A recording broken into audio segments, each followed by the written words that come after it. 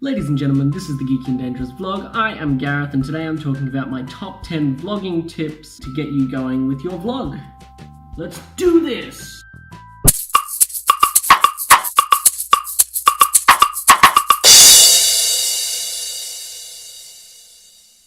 Okay, so today marks the 2-week anniversary of me starting my vlog, which means clearly I'm an expert by now. And I just thought I would give my top 10 tips that I have come across in the time that I've been vlogging so far. I just thought it was a really cool way to mark the 2 week and just to let you guys in on some of the mistakes that I've made so far. So tip number 1 is lighting. Lighting is actually really important, I've discovered. At the start, I didn't really focus on it too much. I knew that I needed some sort of light, but the overhead light that I have in here was what I was using initially.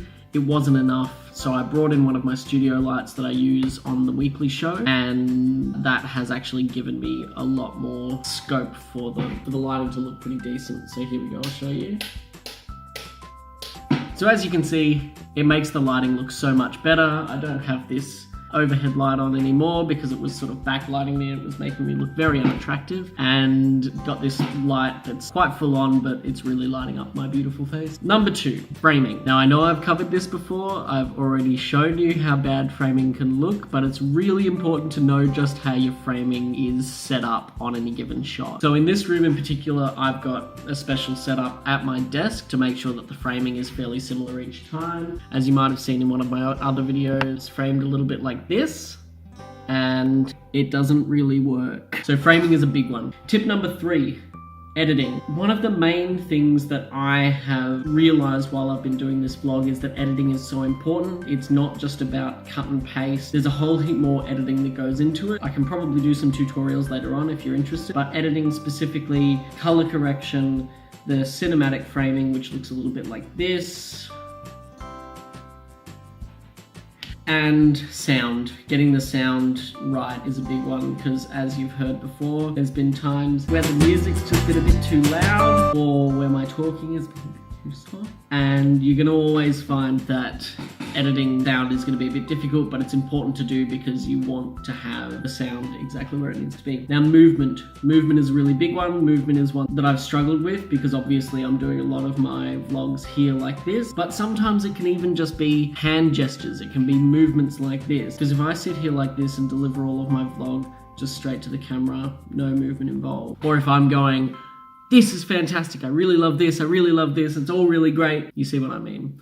But some of the more beautiful movements, obviously, I get from this bad boy, as you would have seen in yesterday's video. Really learning to have a lot of fun with movement. And movement is a really important aspect because it gives you the opportunity to convey that message and show that story. Tip number 5 is something that I've discovered over the last couple of weeks. There's been a few times where I've made a vlog and then just deleted the entire thing because it was terrible. Half-assed ideas make half-assed videos.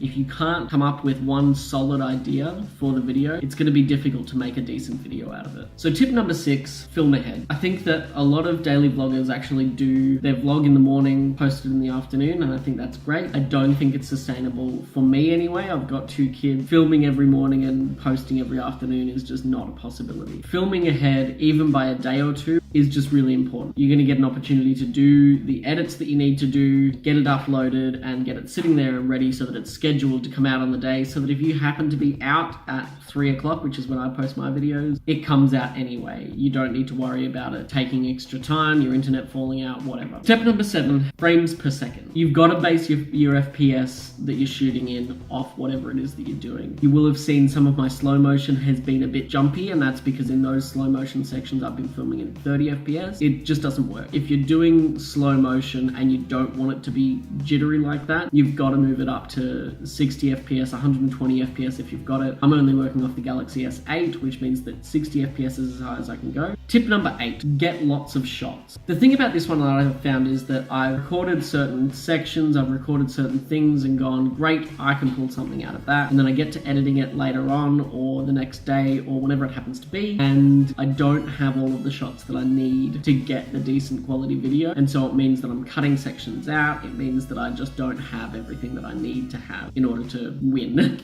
And especially in a vlog, if you happen to be, like if the sound happens to drop out on one of them or something like that, you know that you've got extra versions of the same thing that you can put in there. Tip number 9, this one's more of a vlogging tip. Film the most exciting thing you're doing on that day, or do something exciting. One of the things that I've found is that doing this vlog has actually made me do more exciting things because I'm wanting to show something. If I just showed myself sitting around in my underwear on the couch playing games, I mean, I might get a different kind of viewership, but it's not going to be consistent and it's not going to be interesting enough to keep people entertained. Filming the most exciting thing that you're doing or making something exciting for the day. Not only is it a really great way to film a vlog, but it's also a really great way to do things in your life. If you've got kids especially, I know it can be really tough sometimes coming up with new ideas and new things to do with them. I think it's been really fun for us now that we're on school holidays. We've been doing some crazy things each day. We've been playing a lot, we've been doing a lot of things, and I know that a lot of that stems from the fact that I want to get some good content for the video, but